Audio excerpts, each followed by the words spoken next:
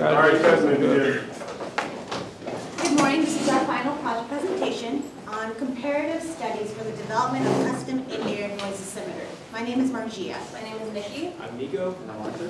and we are San Jose State biomedical engineering students.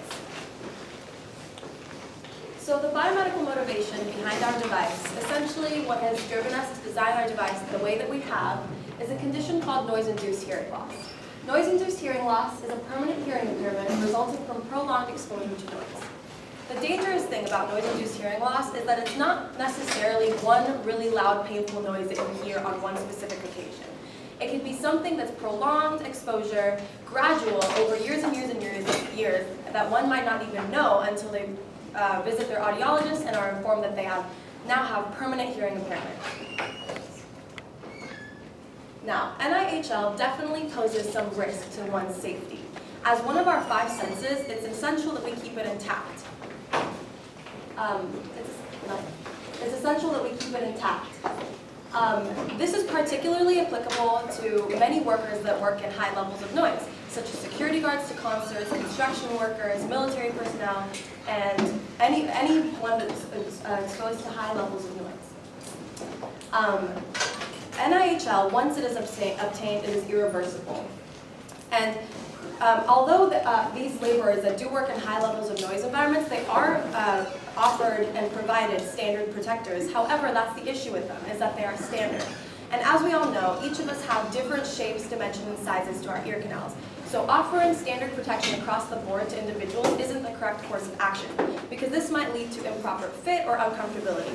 And if something isn't fitting properly or is uncomfortable, it yields low compliance and many people aren't going to use them. And the best type of protection is one that you'll wear. As biomedical engineering students, it's important to consider certain FDA regulatory requirements prior to designing a device. Our device poses minimal risk and is therefore an FDA Class 1 device. There are currently no OSHA standards existing for test protocols of in-ear dosimetry. For this reason, our team has adapted existing OSHA standards to be able to test our device. The standards that we have adapted are OSHA 20 CFR, which basically sets guidelines for noise exposure, and the American National Standard S12.6, that sets guidelines for ear protector standing. Before we go into our objectives, I would like to state that our device is a preventative device. It does not treat or cure noise-induced hearing loss. In fact, there is still no test protocols for noise in-ear dosimetry. We have adapted OSHA standards. Hence, our objectives are to ensure comfort wear with customized ear molds, to improve real ear attenuation through customization, to measure noise damage in real time, and also to quantitatively create a graphical noise tracking log. Now I'm going to briefly discuss the design of our experiments and our roadmap. There's a lot of takes that we took into doing this project, and these were the factors that we considered. User, ear mold, sensor, hardware, software, and display. Part 1, we established wireless connection using Arduino. Oh, yes. Part 2, write code for analyzing sound data using MATLAB. And part 3, to determine the effects of custom ear molds. And these will be briefly discussed in our methods in the next few slides. So the first thing we did when we started a project, was to start the Arduino. So we started using Arduino. That's the first thing we did. And the reason why we did this was to start acquiring signals and to start analyzing it. So what's great about the Arduino is it has functions like analog read, analog write, and it allows us to extract the data from the environment. And what's also nice about it was that the Arduino was able to be connected with a Bluetooth. So on the next slide. And that Bluetooth was able to send these signals to a phone, like a cell phone, and was able to use a program called RoboRemo to actually show these values. And this is great. It looked really cool. We were excited about it. But the problem was there was 2 issues. One was the resolution was not good. The Arduino has a very low resolution, which does not allow for good acquiring of signals in high ranges.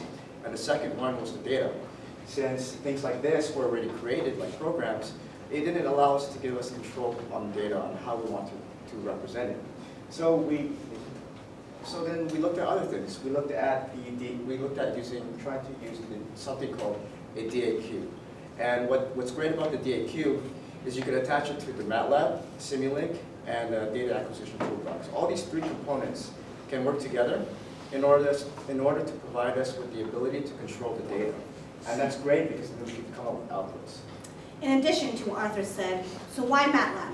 Well, the future of this device is to go wireless. And we need to be able to establish a foundation of a code that will be able to interpret into a microcontroller. We'll now discuss the custom ear molds in the next few slides. So for the process of making the custom ear molds, we use polyvinyl siloxane, which is injected by professional audiologists using their techniques. The molds are then 3D scanned and after they are set. And then we edit the molds as shown in the rendering here. So we shortened the insert, we added pressure relief points in the injection area, and added a microphone insertion area and the canal, as shown in the video. Then for production, we cast printed using stereolithography for its high resolution. In this case, we use 75 micron. The resins are then injected with the 70 Shore polyvinyl siloxane, and then the test fitting is then evaluated within the ear, as shown here. And now we're going to go into our steps for testing.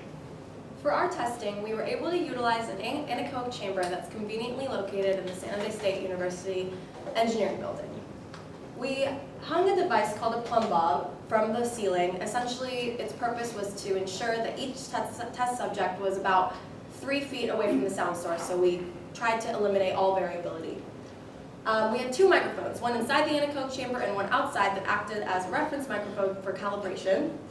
And we tested pure white noise with 3 decibel intervals each 9 times. So gathered 9 data points for the 3 test subjects, and each subject was under 3 different scenarios that Niko will go further into. All right, so first, on our early findings that we found, does anyone have an idea what this might be? This is in a quiet room that we're seeing here. Anybody? So actually, what that is the acoustic masking effect of the heart rate. So at low levels in sound intensity, we found the heart rate boosts the average decibel reading, and it occurs within the noise protectors. So in any of these molds, we were finding that it masked the signal, so we couldn't get the proper attenuation unless we increased the test volume or we applied some sort of filter. So we did just that, and we verified the attenuation of our hearing protectors. But first, to show that we used our MATLAB programming and used fast-forward transform to find the frequency spectrum of the noise coming in. So this is outside of the ear using a 75 decibel 2 kilohertz tone. So here we see on the left no noise, and on the right is inside the ear. So we see noise above that frequency and below, which is a combination of both the breathing and the heart rate that boosts the average decibel reading. So to mask that, we increased the volume up to 105, and we measured the average decibel across 9 level intensities and measured the difference for both the comply foam tips and the custom ear molds. In general, as you can see with our level of attenuation, we had larger attenuation for the comply foam tips than the custom ear molds. But we also had a higher variability for the ear molds and a seemingly inverse relationship for the individual attenuation. For example, for Niki, the foam tip, she had the highest attenuation at 21 decibel reduction, which is 8 from the lowest. This is most likely due to the compression from the foam, due to the size of her ear canal from our measurements, and our audiologist said she also has the smallest ears he's ever seen. Conversely, with the PVS ear mold, because she has a small ear canal, we use less silicone. And because we use less silicone and it fits perfectly, there is less blockage because of the thinness of the material. So the dimensions of the ear, in short, must be considered in future studies and in the workplace. And large individual variation shows the need for validation by in-ear dosimetry. So how do we quantitatively verify what Niko just did, the results in the observations? Well, first we need to look at the quality of our data. And one of the main important issues with our data is to look at the normality. So what we could do is look at each data set, and we use something called a normal probability plot to check if the data is normal. And if it is normal, then we could use hypothesis tests, t-test, f-test, t-test, all the tests that are out there. And from that, we can take what the data that we got and come to certain conclusions. And this is just an example, but for this null hypothesis, we stated that Marjia's and Niko's were equal. But when we got the t-test, it was rejected, and we found that Marjia's attenuations for the microphones are actually more than Niko's. And from there, we made other conclusions regarding cost analysis. On the left here is a chart of the materials that we use to conduct our studies. Also, since this is a preventative device, it is an overall cost-saving material for individuals. $23 million is spent by the government in just reimbursements for noise damage. And also, if we were to sell this as a separate device, the mold, and if you use an outsourced mic, and with audiologists, it's about 300. We estimate it to be at 380, 800 above. And if we do an internal mic, then it'll be a lot cheaper. At the BioMed conference, we met an individual from Canada that actually does mass production, and he stated that to do about 100 units of the microcontroller, if we were to interpret the code, it would cost around $6,000. And this further concludes, despite our finding of interfering factors in our studies, such as refraction that Niko stated, the size, and the heart rate, our preventative device and our testing met our objective. How? Well, customized ear molds created the comfortability because it naturally went across our ear band. And then it also improved ear attenuation because of the customization. Further, we were able to measure noise damage through various testing procedures with the ANSI 12.6. And we also implemented a MATLAB FFT algorithm to be able to continuously graph noise production.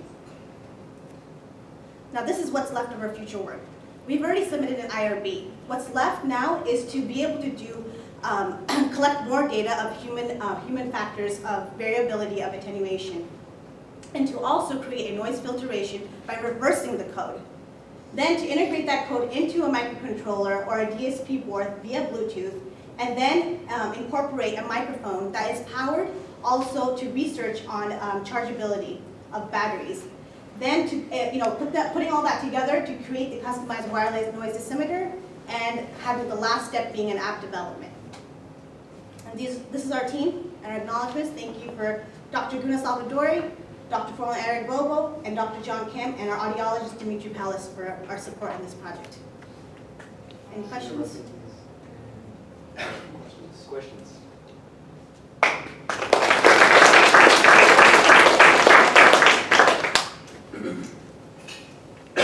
Any questions? I guess I'll start. I missed what your actual dosimeters were printed out of? Well, what is it printed? So we use third-party microphones attached to a third-party software, and we also used a DAC attached to the microphone, our third-party microphone, to attach to the earphone. So, Okay, but your ear molds from made. oh, they were made from polyvinyl siloxane, right? The material for the ear molds are polyvinyl siloxane. What is that? It's like a elastic. It's an elastomer. So it's basically silicone elastomer.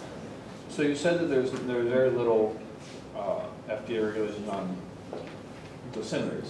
What In about your dosimeters. Okay, but what about on earplugs, on material it can be made out of, or how much sound reduction? There's studies on it, but I think what we're trying to highlight was the difference as the size of the canal affects the amount of attenuation that you get. They have particular ranges for noise reduction rating, and noise reduction rating is more conventional than it is scientific. So, for example, if you're using both an over-the-ear protector and an in-ear, they just say add 5 to your. If you're using if you're using a plug and something that's over there, you just add 5 to it, because if you're using a plug rather than just a comply. So there's just more conventions than there is particular, like say, studies on the materials. Okay, so I guess it's the goal of your advice to be both ear protection and measurement of sound? We would like to strike a balance. As we saw, the comply foam tips, they have standard NRRs for those, for example, that we didn't mention just for the sake of time, but they're about 22 to 29. Here we were averaging around 17, which was less than the stated value. But for the to the silicone, it was, we don't know for sure, so we know it's less, but we want to strike the balance.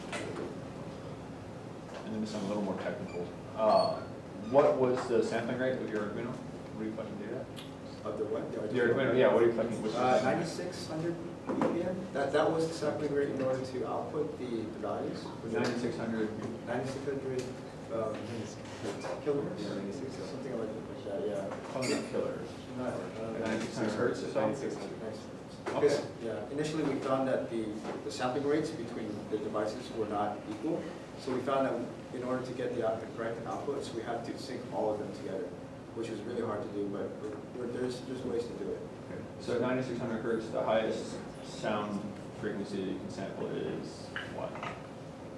What's the highest frequency sound you can measure if you're sampling On the 96? Arduino or the DAC? I mean, because it's on On either.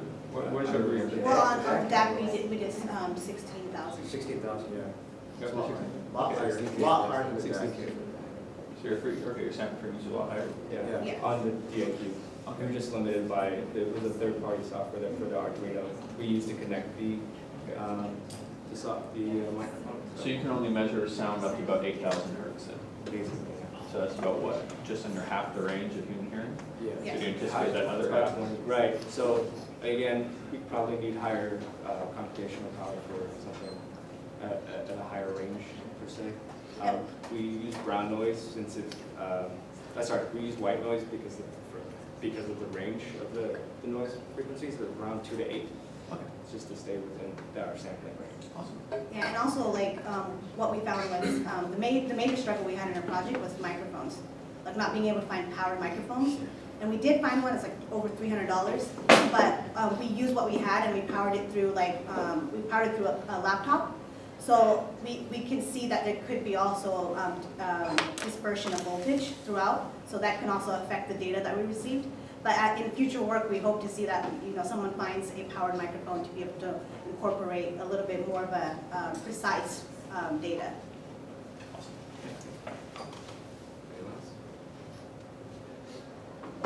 So how do you envision the differences between ear canals impacting the practicality of your application in the field? If, as far as production-wise, So as for actually using it for the purpose that you objectively set out to do?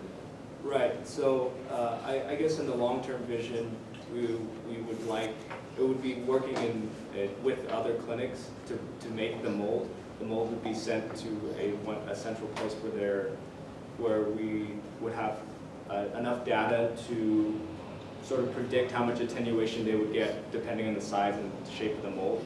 So this is why we need more human data. Oh, that's right. So it won't be personalized. It'll almost be like socks or something. Right, you'd have to send the mold back and ensure some level of attenuation. We don't have enough data to do so yet, but if we have enough of the measurings of the dimensions and of the ear canals, we can sort of predict it on some level, and that's essentially what we would imagine that we would send back the mold and the device, which would plug into the device like our earplug essentially. All right. Thank you very much. Thank you.